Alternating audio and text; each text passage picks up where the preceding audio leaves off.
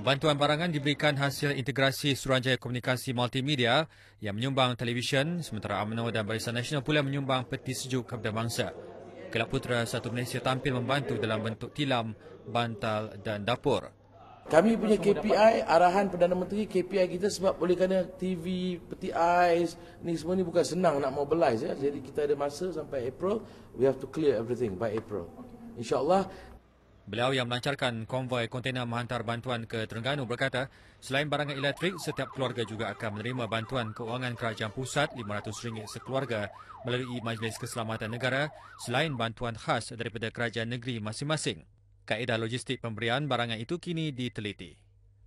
Kita akan engagekan dengan kedai-kedai electrical shop di setiap parlimen.